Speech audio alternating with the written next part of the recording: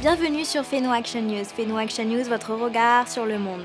Dans ce numéro, la COP21 aura lieu à Paris à la fin du mois et le Fénois s'est préparé pour cette grande mobilisation mondiale. Et si on inspirait le monde? Le 29 novembre prochain aura lieu la marche mondiale pour le climat. Nous vous invitons à y participer et voici pourquoi.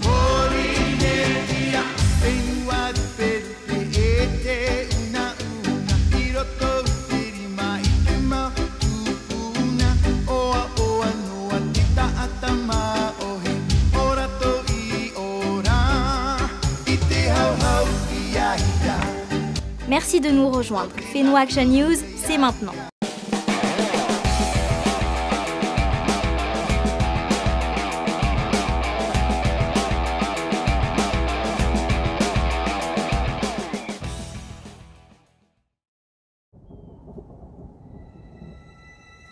Some call me nature.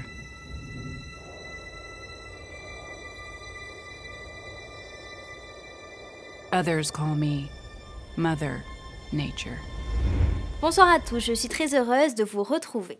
Julia Roberts, Harrison Ford ou encore Penelope Cruz, voici quelques noms de stars qui ont prêté leur voix à la nature. Vous avez pu découvrir depuis quelques semaines sur TNTV la série de vidéos créée par l'ONG Conservation Internationale, intitulée Nature is Speaking, en français La Nature parle. Comme ce nom l'indique, l'ONG Conservation Internationale a décidé de faire parler le monde et les éléments qui nous entourent en utilisant la voix des célébrités. Et le message est plutôt efficace. Allons-nous continuer à détruire ce qui nous entoure? Je vous laisse répondre vous-même à la question. I am the ocean. I'm water. I'm most of this planet. I shaped it. Every stream, every cloud, and every raindrop, it all comes back to me. La COP21 aura lieu à Paris à la fin du mois et le Fénois s'est préparé pour cette grande mobilisation mondiale. Depuis quelques semaines, nous vous avons parlé des actions et des projets menés en Polynésie française. Les institutions publiques, les entreprises privées ou les nombreuses associations œuvrent tous les jours au Fénois. Je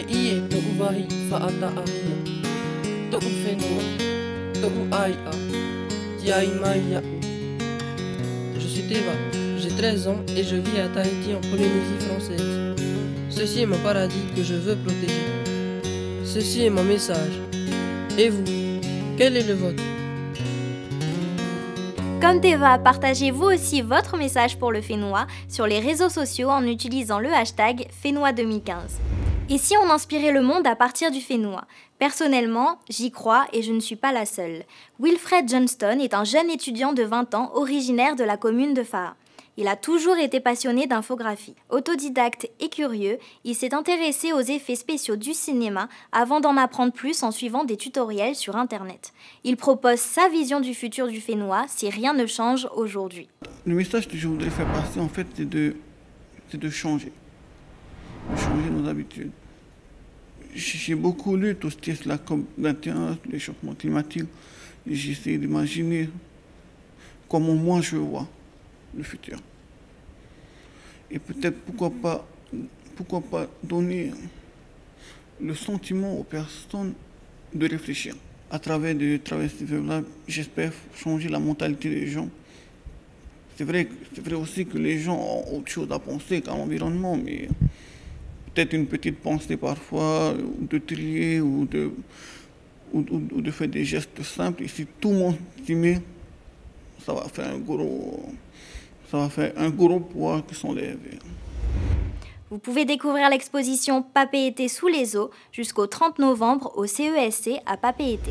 Par ailleurs, nous avons eu l'occasion de rencontrer Madame Maïna Sage, députée de la Polynésie française, pour nous parler de son action au sein de l'Assemblée nationale. Et je crois que la France, en tout cas ceux qui habitent l'Hexagone, ont besoin d'avoir mieux conscience du fait que les territoires d'outre-mer seront en première ligne, sont en première ligne du changement climatique, qu'il y a des concitoyens français qui subissent de plein fouet ces effets et qui seront également les premiers à être impactés en termes d'augmentation des phénomènes climatiques, de raréfaction des ressources, notamment en eau, que ce soit également sur l'intensité des cyclones. Bref, il y a toute une panoplie de conséquences qui sont graves et lourdes à gérer.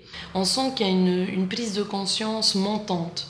Je ne dirais pas que toute la population aujourd'hui est consciente des enjeux, mais on sent que c'est un sujet qui préoccupe, notamment dans les territoires comme les Tuamotu. Là, on est sur un atoll. On comprend que la montée des eaux peut avoir un impact qui n'a rien à voir avec le fait de vivre sur une île haute. Donc, sans céder au catastrophisme, il faut absolument que l'humanité se reprenne en main et comprenne qu'aujourd'hui on ne peut plus consommer comme avant, on ne peut plus se développer de la même manière qu'avant. Il faut apprendre à gérer la ressource pour que demain nos enfants, nos petits-enfants, nos arrière-petits-enfants aient encore le plaisir d'en bénéficier comme nous. Fénois Action News est maintenant terminé. Je vous donne rendez-vous pour notre prochaine édition. Même endroit, même chaîne. Restez connectés et merci de votre attention.